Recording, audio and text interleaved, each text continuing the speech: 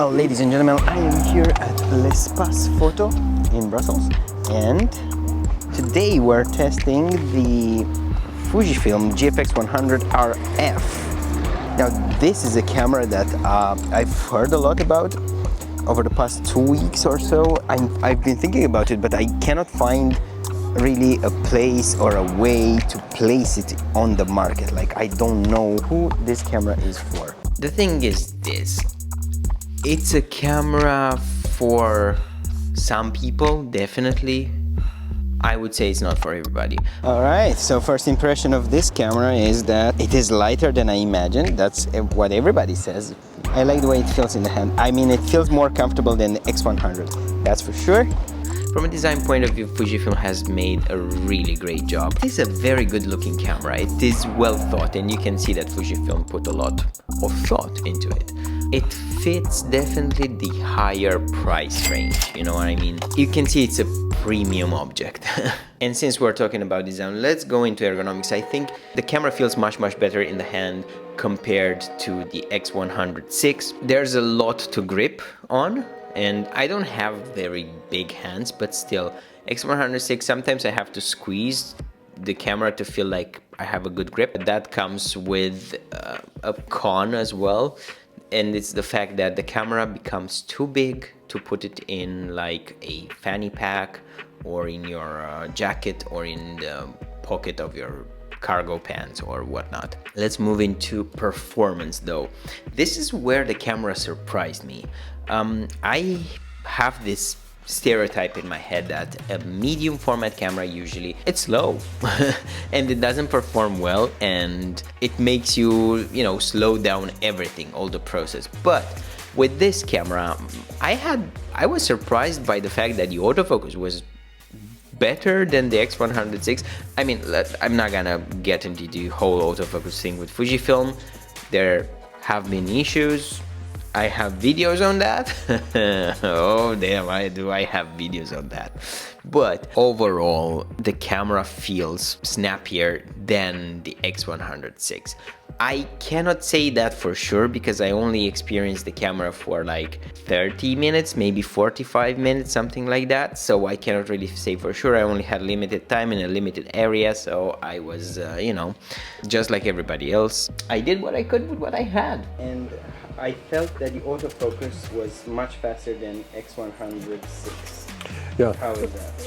The autofocus which is built inside this camera is the same as the GFX100S2 with the fastest algorithms. So it's really every time Fujifilm brings out a new camera, they also improve the algorithms to be with a faster autofocus. So yeah, you can definitely see a little change in the speed of autofocus.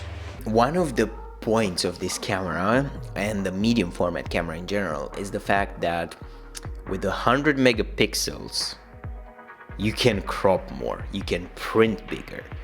I'm not sure it's the case for everybody, but there is a lot of cropping and reframing possibility. I mean, take a look at these examples. The difference is huge from like the original and the cropped like version. It's like it feels like a different photo, There's a lot of detail into it, and if you print big, if you're one of the few people that print photos and the fewer that print huge photos, then this is really cool. However, I didn't really notice that 3D pop effect, that medium format effect that makes things bigger than world and stuff like that. But if I get a copy for a couple of weeks or something like that, I will definitely shoot in different scenarios, and probably I will also see that effect, that medium format quality. When I look at the pictures straight out of camera, I don't feel a big difference between my Fujifilm X-H2, X-H2S, 100RF and the medium format. Like I just don't see it. I know when I zoom in, when I crop and everything, I can totally notice like there is a difference. It's there, but like straight out of camera, I look at the photo, I don't see a difference in between them. Like they just look similar. Let's talk about the lens, because the choice of the lens was interesting. It is an f4 lens, and on medium format sensor that translates into 3.16 on full frame, which is okay at the end of the day. I mean, fuck depth of field and blurry backgrounds and bokeh balls and whatnot. We can take great pictures even at f4, okay? That's not an issue. The issue for me becomes when you have to shoot in low light. Is that f4 on medium format going to be enough for not even night photography? I mean more like 8 p.m. in autumn in Belgium. You know, it's already kind of dark. So will that be enough? Will that sensor introduce a lot of noise? I don't know. I would need to test it more. Now, my overall thoughts about the camera is that this is an amazing piece of equipment. It's been created with a particular niche in mind, and Fujifilm knows that. They went for it. They're trying to actually create a new niche. I think they're basically doing that. I think it can be a competitor for the Leica Q. It's more or less the same price range, and it more or less does the same thing, you know.